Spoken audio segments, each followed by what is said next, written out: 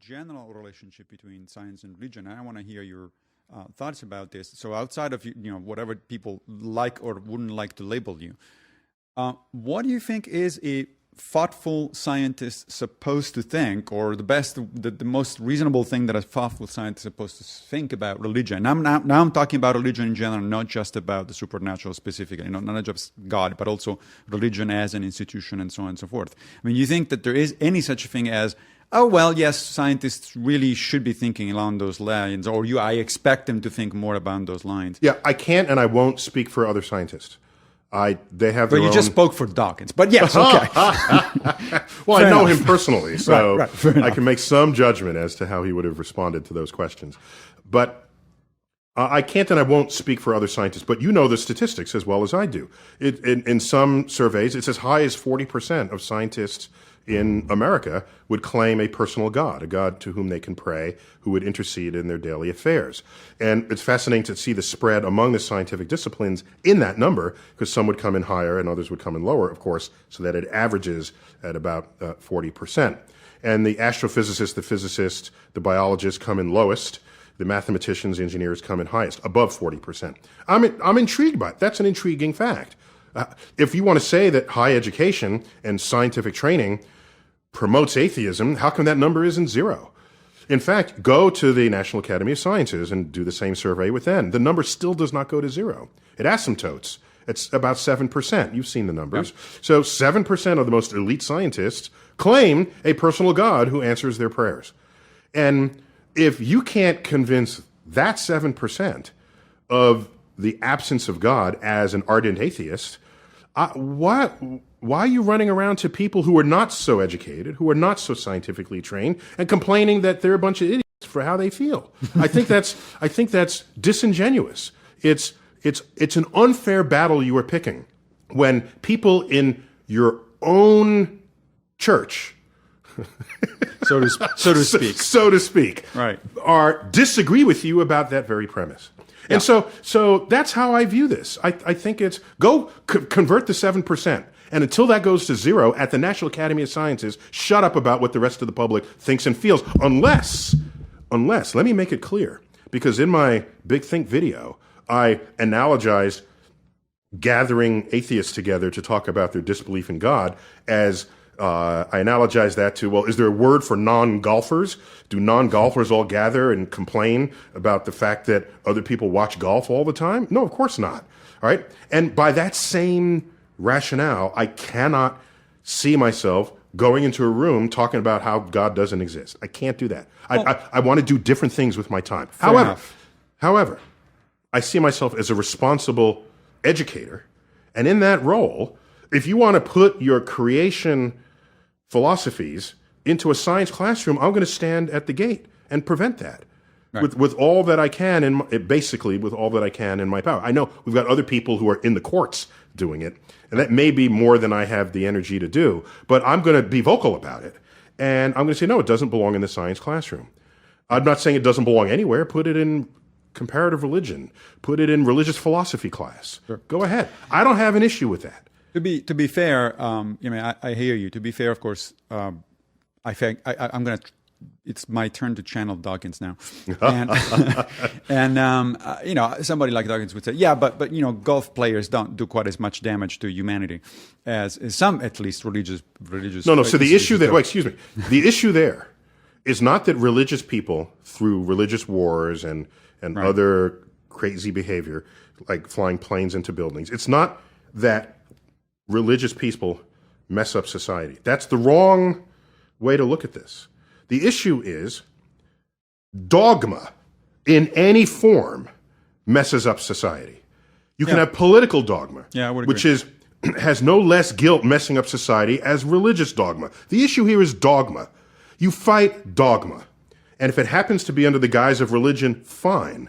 But as an educated scientist, atheist, if you're going to go out there and fight religious people, you're really fighting dogma, where people want you to believe something in the absence of evidence and make that policy, make that educational curricula, make legislation based on that. That's where you have problems. And that's where you get Nazism. That's where you get the Lysenkoism. Yeah. That's where you get all of these isms that have risen up that had, some of them even had some patina of being academically derived, but when you actually part the curtains, there is dogmatic invocation of rules established by some committee of people who decide how they want you to think about all the various topics. I agree. When I want to piss off my atheist friends, I always remind them of the secular regimes of the 20th century and the disasters that they've caused. Pol Pot, for example, and the like. Stalin, and so on and so forth. I mean, those are. I think you're completely right. The problem is dogmatism. The problem is ideology pushed to the extreme. Nonetheless, I think Julia has the next question up, right? Yes, thank you. Well, it fits in nicely to this thread that we're on right now. So I personally, if I, were queen of the universe and could snap my fingers, I would. And why wouldn't you? I mean, if you were God, go on. Yes, to be apropos. See, that was a sentence that was not in your head. But you say, queen of the universe, snap your fingers and make something so. That's God. So what you're saying I don't want is, any labels to be put on me. Oh, okay. Fair enough. So I would prefer that people would all just magically become allergic to dogma and evidence-based and, reasoning people who don't take anything on faith, whether it be about claims about the supernatural or about politics or economics or what have you. And I think that pursuing that goal is very valuable, and it's something I'm personally trying to do as well.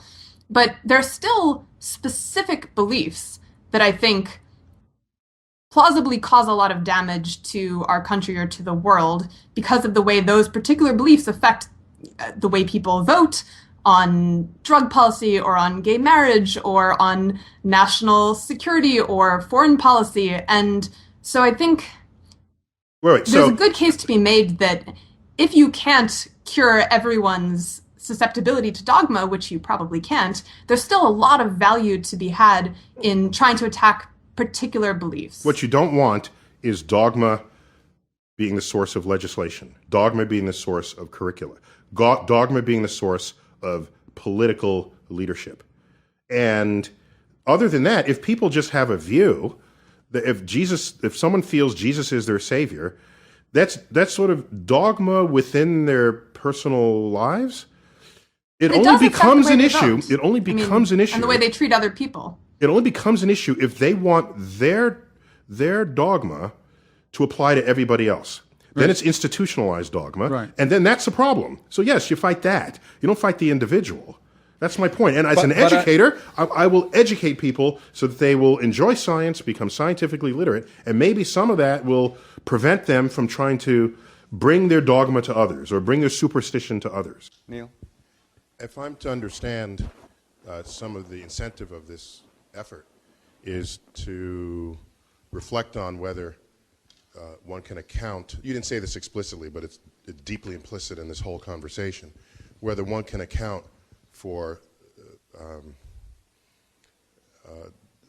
example, the belief in a personal God as the sole consequence of activity in the brain, rather than as there actually being a personal God that's out there.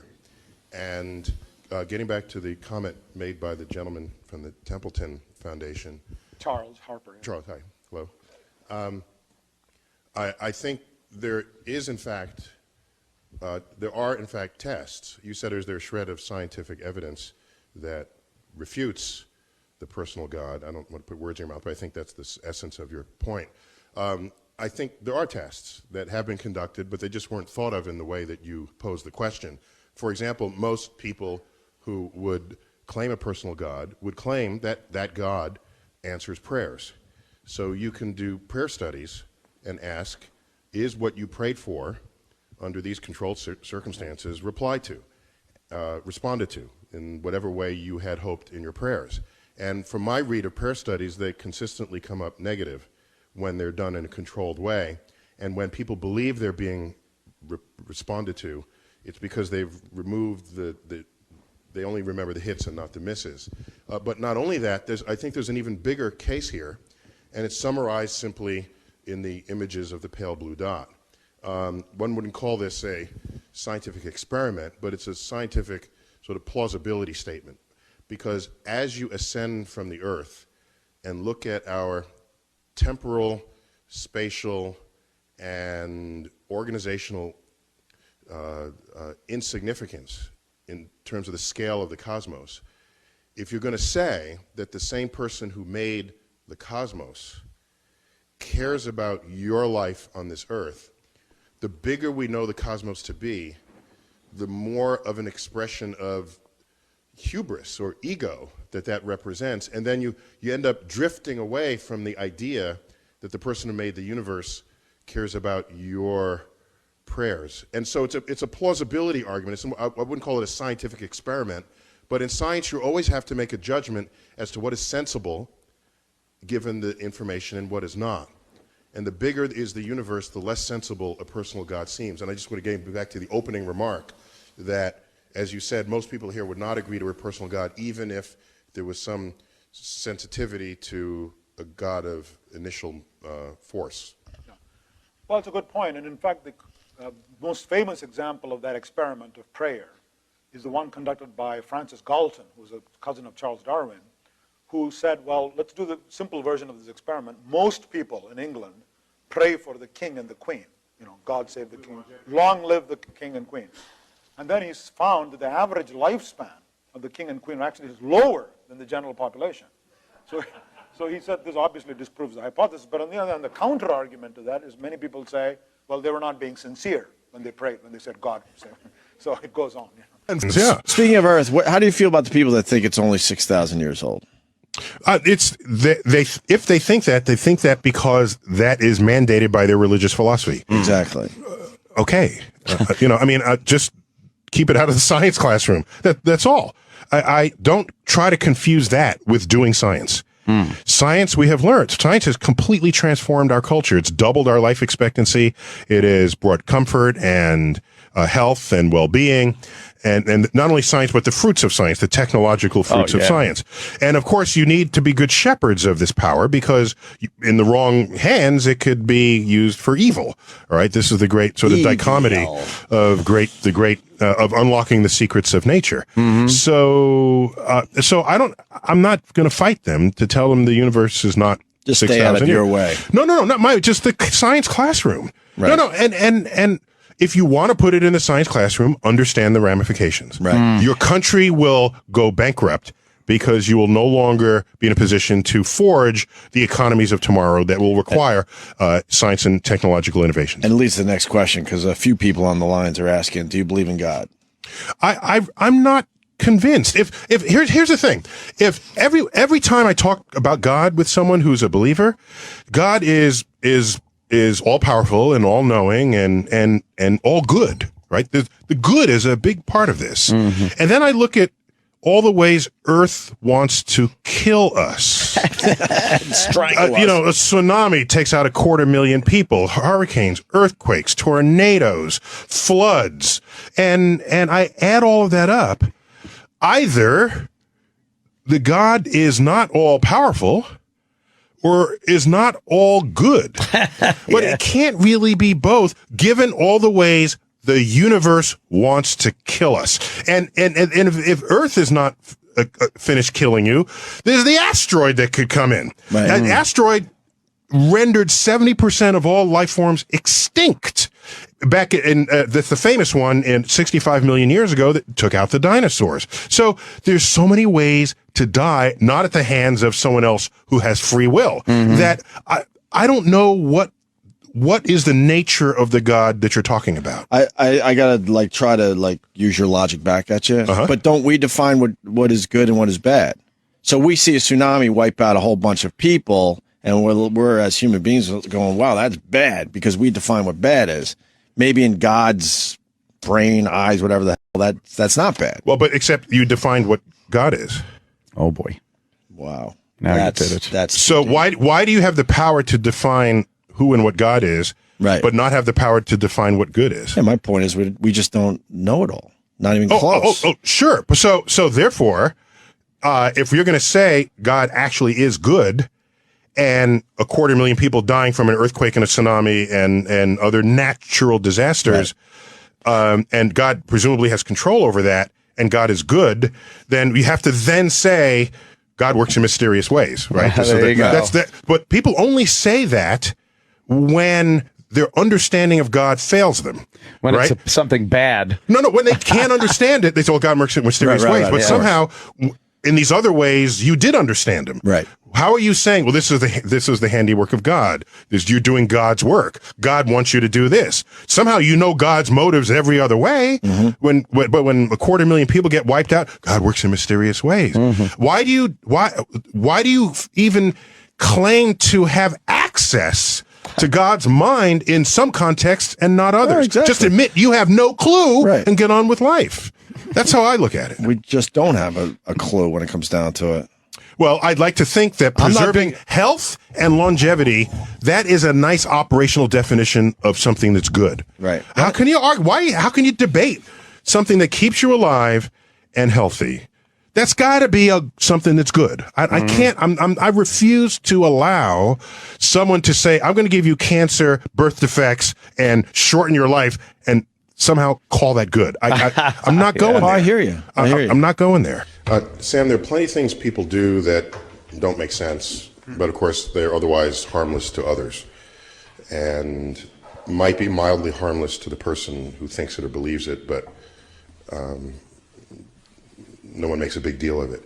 If the religious community, instead of going away, morphed into a systems of philosophy that made no attempt to say things about the physical world that are easily verifiable by the methods and tools of science and rational inquiry. And they only simply talked about, how to treat your neighbor, how to, maybe give you someplace to think you might be when you're dead. What's the harm in that? If we're going to try to be realistic about how effective any such movement that you want to support can be, either you're going to say one day there are going to be no religions in the world, or one day there's a profile of the various religions that have changed to the point where they don't trigger anybody's reaction, anyone such as your reaction. Right. Well, I'm just not hopeful that they can change. They can be so chaste in their proclamations about reality so as not to conflict with those of us who are trying to speak sensibly about reality and to shape public policy that's based on sensible conversation. So, for instance, what do you do when you find out that your neighbor's religion has proscribed drawing a caricature of a certain historical figure and has prescribed it in such terms that you can get 100,000 people in the town square calling for the deaths of newspaper editors and cartoonists for drawing, for publishing pictures of the Prophet Muhammad? It seems to me that really is a deal breaker. I mean, this is just free speech and rational understandings of civil society just have to win. It's just there's no accommodation with that. What was so scandalous about that episode is that we really caved in. I mean, we practiced self-censorship. We chastised Denmark for publishing those cartoons, and New York Times wrote editorials, about it. And we're not recognizing the bigger picture here, which is this is an eruption of medievalism that is sanctioned by the fastest growing religion in the world. And here again, I'm focusing on Islam almost randomly. I mean, I'm worried about religion in totality, but you have to get, if you're going to dignify the claim that one of our books is not just a book, but is in some sense an infallible document, it seems to me, always going to be held hostage to the contents of the book.